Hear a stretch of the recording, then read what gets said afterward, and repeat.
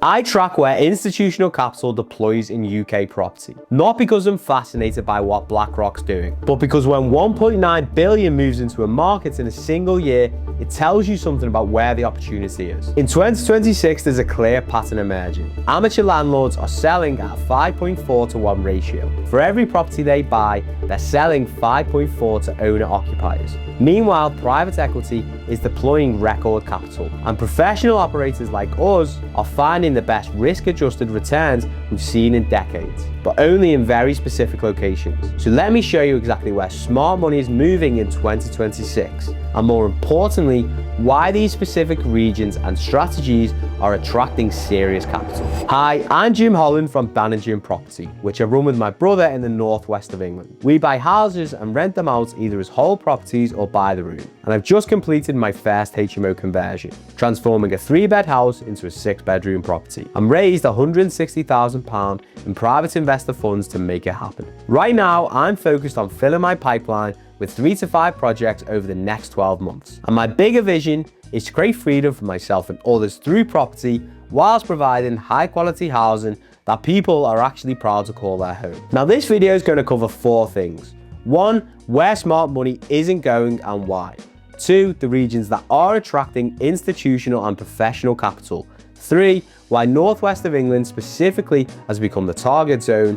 And number 4, why most investors can't execute on this opportunity. Now, if you're deploying 500,000 to 5 million in UK property and you're evaluating where serious capital should be deployed for both cash flow and capital appreciation, there's a link in the description to our investor waitlist. We ask specific questions about capital available, investment timeline, and what you're looking for in terms of operational involvement. This isn't for everyone, but if that is you, you'll want to understand what the data shows about where professional operators are concentrating their capital right now. So let's start with where they're not deploying. But before we talk about this, we need to establish how sophisticated capital evaluates property opportunity, because most amateur investors get this completely wrong. They look at house price growth forecasts and they look at rental yields in isolation, and then make decisions based on incomplete data. Professional operators and institutional capital use a different framework.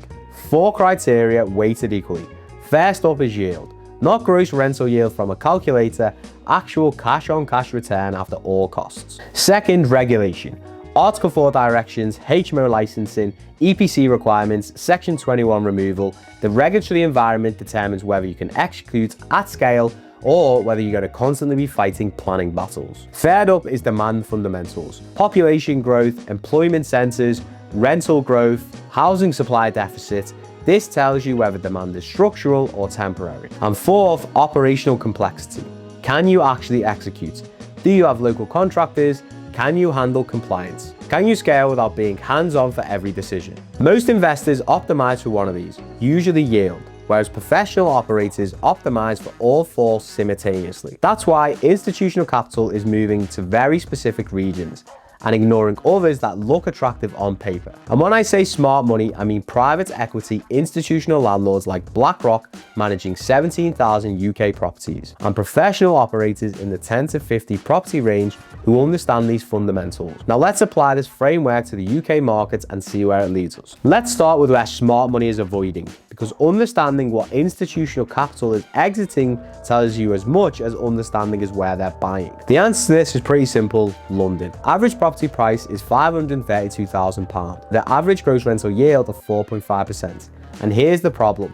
Most London boroughs have full citywide Article 4 direction. That means every HMO conversion requires full planning permission, which is time and uncertainty. And even when you get approval, the yields just don't justify the capital deployment. 42% of London landlords are planning to exit the market. That's not really a coincidence, that's economics that don't work anymore. And the 5-year price growth forecast for London is 17%.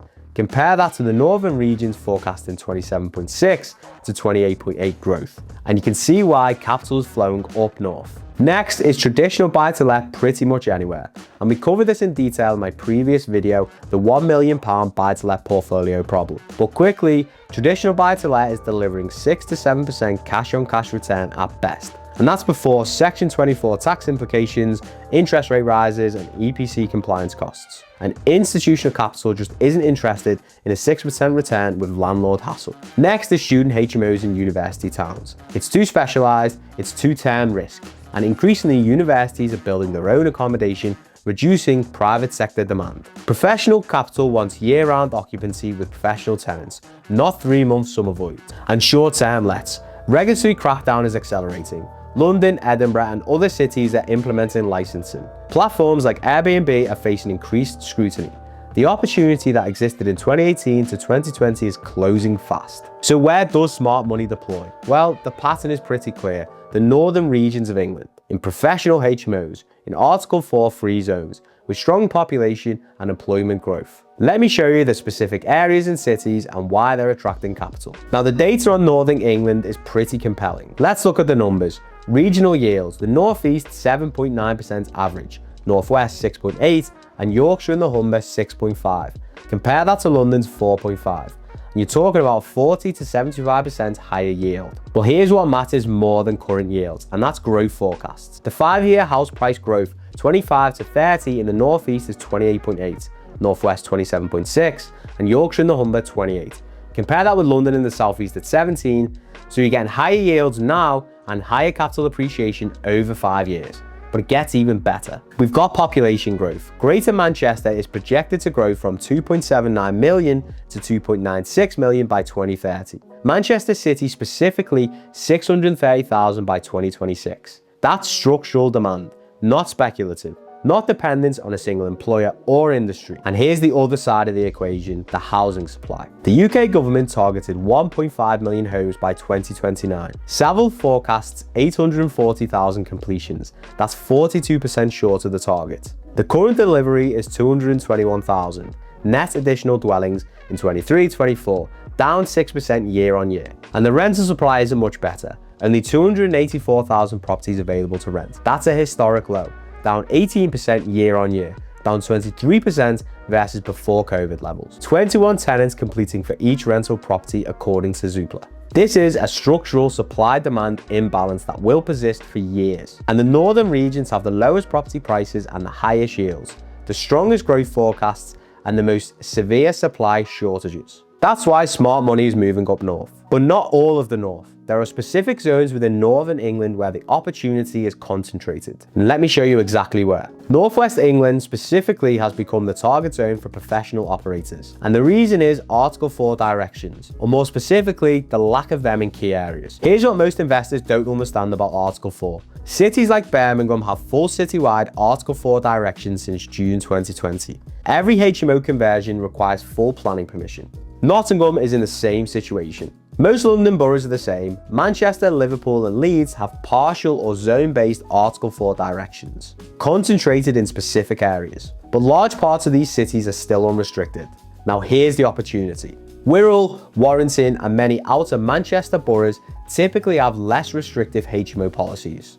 And let me give you the specific numbers. The Wirral, the average property price for a 3-bedroom suitable for a HMO conversion is £160,000 to £190,000, with rental yields from 5 to 9% depending on location. Birkenhead specifically, CH42 and CH41 postcodes has the highest yields in the area, and there's a 4.5 billion Wirral Waters regeneration project underway. And it's a 5-minute drive from Liverpool with strong professional tenant demand. And critically, no citywide Article 4 direction in place, with a price growth forecast of 8 to 10% cumulatively by 2028. Next is Warrington, with an average property price of £259,000 and an average rent of just over £1,000 per month. Yields of 4.8% in WA1, which is the town centre, and up to 5.7% in certain areas. But here's why Warrington matters. It's the most productive town in the northwest of England, according to City Metric, with wages on par with Manchester and Liverpool, and its strategic location at the junction of the M6, M56, and M62, plus a West Coast main line. The town centre master plan includes 8,000 new homes and a garden suburb adding 7,400 homes as well. Professional tenant demand is structural here, not speculative. The outer Manchester boroughs, The average property price in these areas is £256,000, but in specific postcodes like M14, M12 and M11, you can achieve 9% gross yields. And many of these outer boroughs currently don't have Article 4 directions in place yet. So here's what institutional capital and professional operators have figured out. The northwest of England gives you 27.6% 5-year growth forecast figures, with property purchase prices from 160 to 260, with a range of these being suitable for conversion projects. Gross yields of 7 to 9% in optimal postcodes, and lots of Article 3 zones where you can execute HMO conversions without planning battles. And structural demand from population growth, employment centres and a severe housing supply shortage. London can't compete on yields, Birmingham and Nottingham can't compete on the regulatory environment, and traditional buy-to-let anywhere can't compete on the cash flow. And this is why smart money is developing in these areas in 2026. But here's the thing, timing is critical with this. This window won't stay open forever.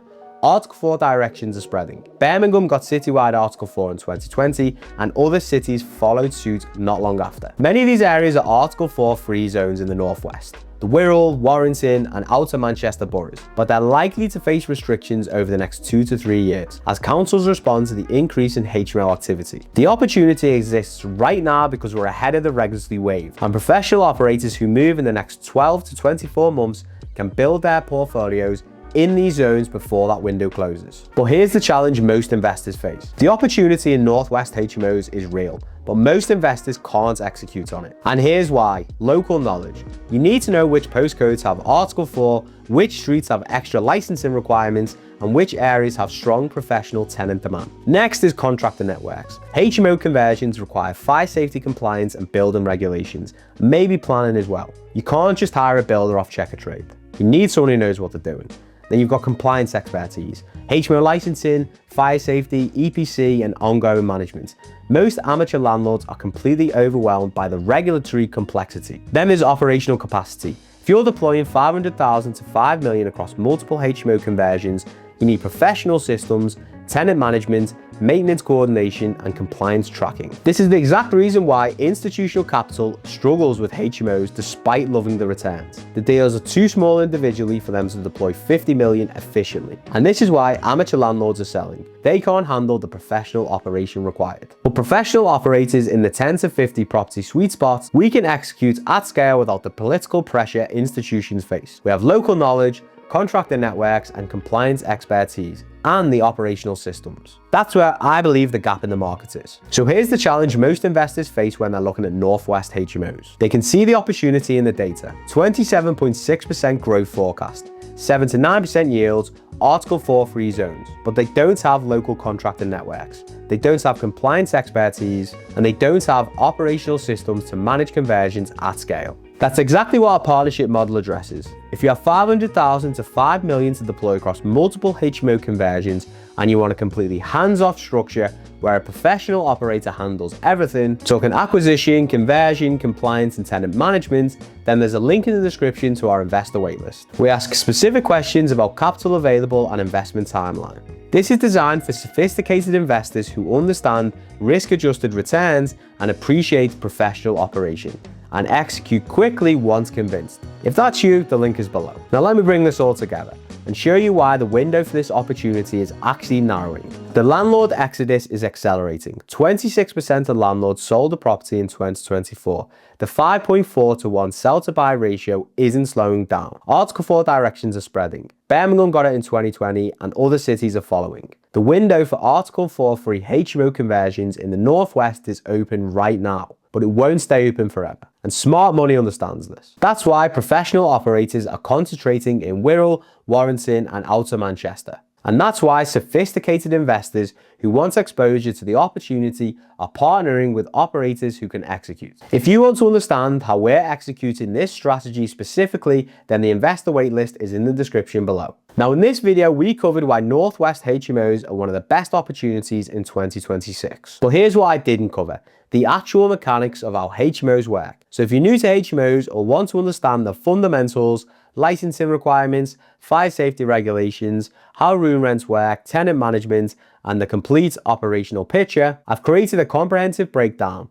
It's got everything you need to understand before deploying capital into a HMO conversion. So please check out this HMO basics video, where I break down exactly how HMOs operate and what makes them different from a traditional buy-to-let. And I'll see you guys in the next video.